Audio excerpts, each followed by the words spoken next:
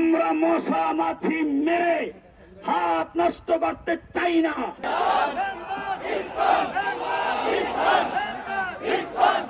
সরকারকে আমি জানিয়ে দিতে চাই, আমি দেশের তাওহীদি জনতাকে বলতে চাই, শুধু মিছিল করলে কাজ হবে না, শুধু চিৎকার চেঁচামেচি করলে কাজ হবে না। পাওয়ার যদি থাকে চিল্লাবার প্রয়োজন, রাস্তা দিয়ে হেঁটে গেলে রাস্তা খালি হয়ে যায়। পাওয়ার যদি না থাকে লক্ষ মানুষের মিছিল কোনো কাজে আসে না।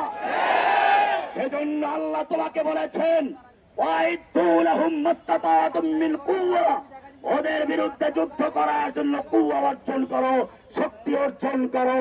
বাংলাদেশের প্রতিটি যুবককে বলবো, আল্লাহর নির্দেশ পালন করে শক্তি অর্জন করো। যখন ডাক আসবে, প্রয়োজনে যখন ডাক আসবে, তখন সঙ্গে সঙ্গে কাফনের কাপড় মাথায় দিয়ে নিয়ে আসবেন।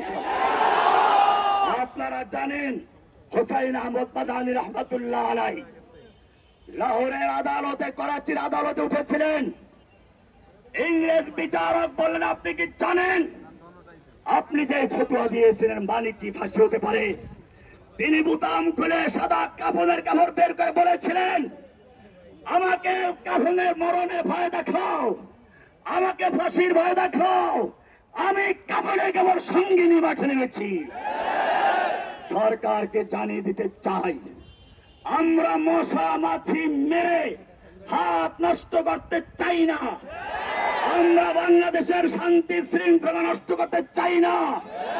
কিন্তু আমাদের সরলতাকে যদি দুর্বলতা মনে করা হয়, তাহলে জেনে রাখবে, হাম ফুল বিহে তলোয়ার বিহে। আমরা যেমন ফুল তেমন আমরা তলোয়ার হতে পারি।